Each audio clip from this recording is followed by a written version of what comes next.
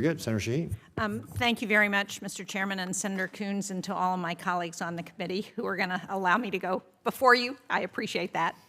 And I want to congratulate all of our nominees and your families and supporters who are here this morning. Thank you for your willingness to serve the country. Mr. Edgar, I want to begin with you because in your opening statement, you talked about being committed to accountability to this committee and to the American people. And yet, during your tenure as Deputy Secretary at the Department of Homeland Security, the department planned to build an ICE detention facility in Merrimack, New Hampshire. The plans were put forward without any engagement from the local community or input, or from the state, for that matter. I know you're a former mayor.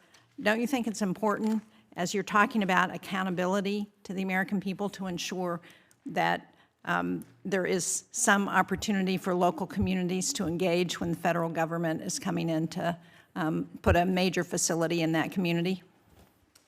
Yeah, thank you, Senator, for the question. So yeah, you're right. I was a previous mayor for 12 years in a small city that lived next to a base that had a lot of stuff happening on the base that we kind of had happen to us.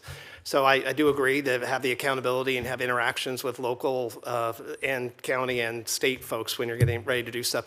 You know, I'm not familiar specifically with that activity that was going on there that you mentioned, but within the One Big Beautiful Bill, there's an amount of money that's out there that they're using to do the ICE 38 warehouse. billion. Yeah, so, you know, going through that process, I think, you know, and the one thing I would say, just buying buildings is part of DHS's normal operation, not just within immigration, but, you know, there's 23 other components. You know, there's a process that we do engage with the local folks when you're going through. There's zoning, permitting, and all that, and I know you know that. Well, that's right, and my concern is that that process was not engaged in, and I hope, as if you are confirmed, that you will commit to doing a better job of both providing transparency and engagement with this committee, and as you said, with the American people. I also want to call your attention to a report that the minority members of the committee produced on the Trump administration's third country deportations. Have you seen that? I'm not sure. We will ensure that you get a copy of it. In fact, it's probably helpful for a number of you to see this, because the administration paid more than $32 million to 5 foreign governments to accept third country nationals.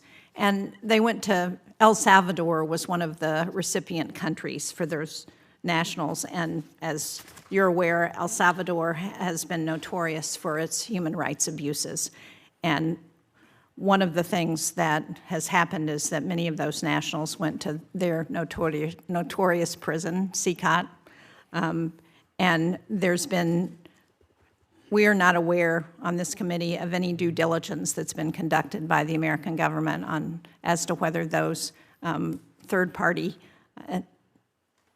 deportees have been tortured in that facility, what has happened to them. We do know that a number of those detainees who have been sent to third countries have then been moved on to the countries of origin, so 80% later returned to their country of origin at additional U.S. taxpayer expense. For example, we paid for one individual to fly to Eswatini. This is of interest to you, I'm sure, Mr. Garcia. Then back to Jamaica at a cost of more than $181,000.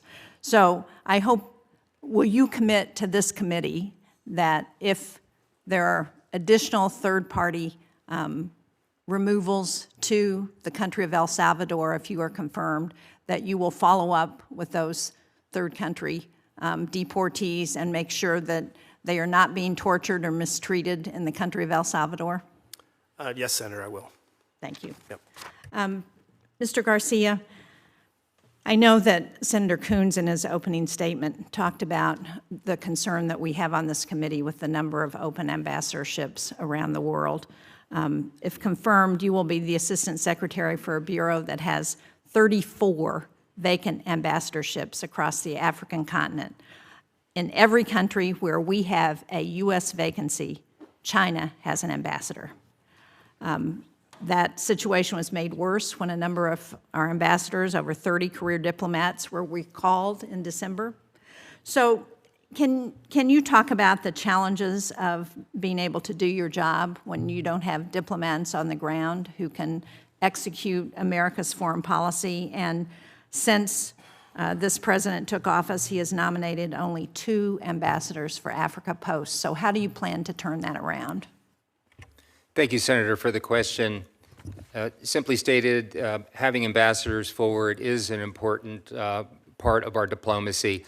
However, we also have a number of career service professionals that have been in embassies carrying out decades and executing on decades of experience there. I understand, although I'm not privy to the inner workings of this at this point in time, that reviews are undergoing to realign assignments at the ambassador.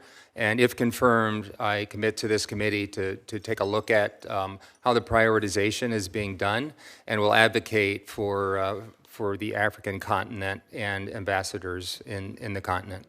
Well, thank you. I hope that you will advocate loudly and often for that, because we need our ambassadors in place on the ground around the world.